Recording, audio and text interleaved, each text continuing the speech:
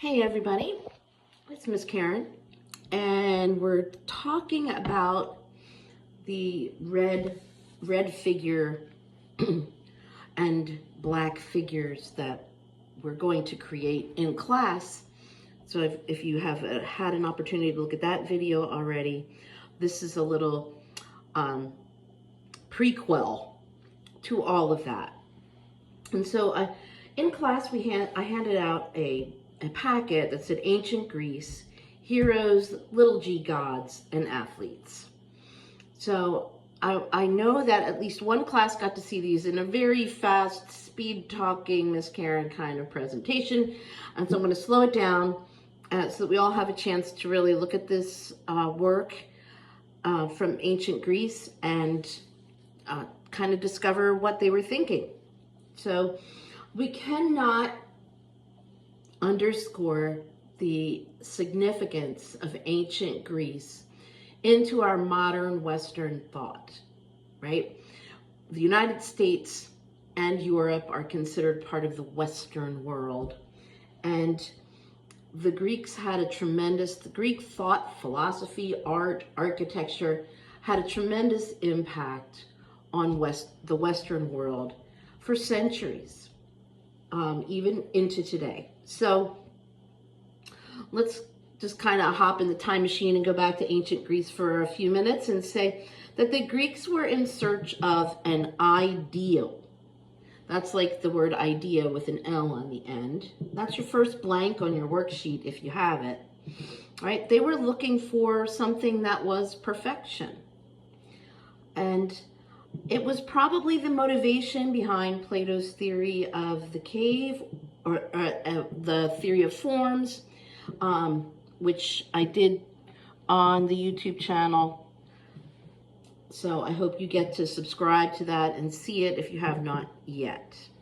So generally, the Greek philosophy can be kind of summed up in this way. Man is the measure of all things, okay?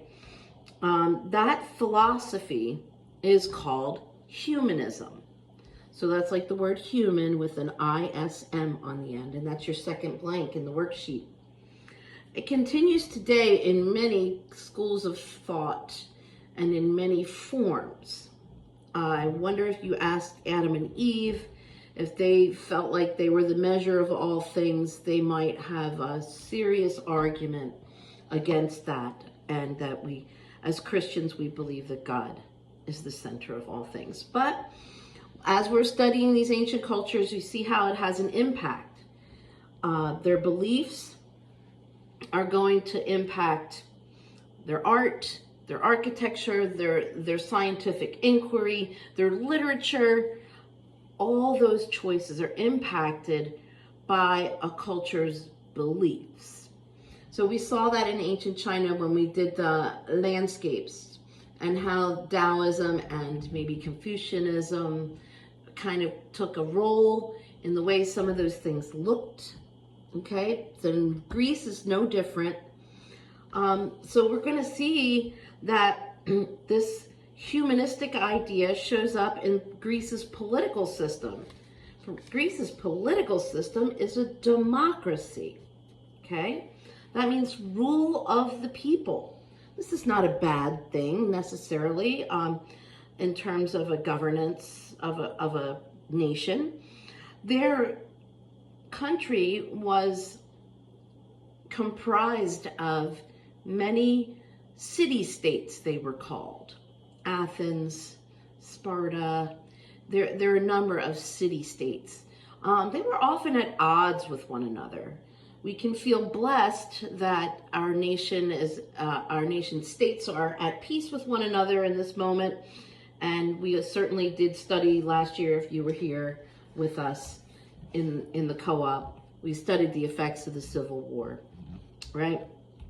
So we know that's never a good thing to be warring within your own country. So they have a political system called democracy, and so do we. Number two, their little g gods and humans are kind of like sort of intermixed there. Their gods were like humans, except that they were immortal. And again, there's that struggle we talked about in certainly the high school class, where we talked about this idea that man is going to rail against his mortality. And you see that in the writings and the stories from various cultures around the world. All right, so the Greeks were no different. Their gods were immortal, and they created their gods in human form, and their humans became almost godlike. Number 3, they were always in pursuit of that ideal, and we'll see it in the sculptures as we go on. Greece has distinct periods in their art history: the archaic, the classical, and the Hellenistic. And each one of those periods in their history reflect what they believe and what they believe to be ideal, right? They looked for ideal proportions. We've talked about that a lot. Okay, so they were also looking for an ideal balance between the mind and the body, which resulted in the very first Olympic Games in 776 BC. So that's number 4, Olympic Games. They felt that a sound mind and a sound body were essential. You know, that's a really pretty good idea. And certainly God's word tells us to treat our bodies like they were the temple of the Holy Spirit. So we need to respect how we were created and the bodies that God gave us. He gave those to us for a reason. And it's our job to take care of them. So we're going to start in Greece looking at objects that have use or utilitarian purposes. This is an example of what looks like, it looks almost like a stanos, but it is not. It's a funerary vase, and it's from an early period in Grecian history, Greek history, called the geometric period. And I'm going to zoom in so that you can see why. Look at how there's angles and straight lines. There's pattern. The human figures also are very geometric in their rendering, right? They have triangle tops of their bodies, and then they kind of get a little bit more organic in form as they go down. This was a vessel created for a funeral. But I want you to notice something that they do in their pottery. So there's bands of design, narrower bands of design, wider bands for the figures. So the figures, again, man is the measure of all things, so the figures become the biggest thing on this vessel. And they created vessels for the shapes that they felt represented the ideal for whatever its practical or utilitarian purpose was.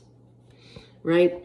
So Greek pottery studios start to emerge in Greece very early, and potters then begin to hire painters to put this design and decoration on their vessels. And the vessels become sought after, and therefore Greece's economy starts to grow as a result of some of this. But they would hire painters to create these decorations. That's a blank in the second to last paragraph on your page if you're following. And so these objects we start to find from around the 8th century BC, and we talked about the patterns, or what I was going to call a motif. And my other video shows you how to create some of these motifs. This particular motif is known as the Greek key, K-E-Y, right? And it still appears in traditional Greek art today. But if you'll notice, these were very stylized. Like, that's a very stylized pack of horses right there, right? Elongated legs, not naturalistic at all. But you're going to see how that changes pretty quickly, all right? As they begin to study the human body and learn more about how people are proportioned and the mathematics, all of that plays into the creation of this particular vase, which is an amphora, and it's depicting two of the gods playing a dice game. But what I want you to notice about this, and is what we're going to explore when we make our tiles, there's a black surface, and there's a red body behind them. These are known as black figures. So these are the figures on this amphora done in black. And how this was done was they would coat, this is the actual color of the clay body. So it's like a reddish brown, and they would coat the surface of it with something called slip. Slip, in this instance, is black in color, and it's a watered down version of the clay body that made this vessel. It's just a different color clay body. And the painters would paint over the surface of this pot with the black slip and then scratch out the details. Okay. Now what they could do it this way, where they scratched out the background, or in this one, they scratched out the figure and left the background black. That's the other side of this amphora. So they did it in both ways. And what I have this here for is to show you that we actually could identify the potter Cleotius, and Aragatimus was the painter. So we have potter and painter, and this pot is attributed to them. This is a very old one, and this is more like maybe like a crater. An amphora, as we saw before, was the two-handled vessel used for storage and transport of items. And then other things like this shape would be used for different purposes. Maybe a drinking cup, maybe a storage for oil or pouring wine. So this one looks to me like a crater form. This was probably called a volute crater, if I remember correctly. I don't see it really in your handout, but as I recall from my Greek art history, that's what that one is called. And you see the black figures and the red backgrounds. So the scratching off of these details is known as sgraffito. All right, I'm going to spell that for you. It's the last blank you have. And I'm going to show you a real life tile example right here. Sgraffito is spelled this way. S-G-R-A-F-F-I-T-O. It's an Italian term for what we're going to be doing. So I'm asking you to make your figures, some of those Olympic figures, and to surround the tile with borders, and the largest part being your focal point. Okay, this one's a dancer. I scratched on this a little too much, so we're gonna have to balance out our scratching, and I will demonstrate that for you. Right now, hopefully these pieces are in a kiln somewhere, and I will see tomorrow how they came out, and we can proceed. But I'd like you to be prepared when we return the Tuesday after Thanksgiving with your designs for your tile based on these Greek design motifs and ideas. All right. And here's another black figure vase, very, very early. It doesn't even have handles on it, this one. So it's kind of just like a vase. But that's where we're heading with this idea. And believe me, Greek art gets more and more complex, and the rendering of the human figures becomes more and more detailed. And we're going to get to look at that in future lessons. So until then, I hope that you have a really great Thanksgiving, and I look forward to seeing you very soon. Bye for now.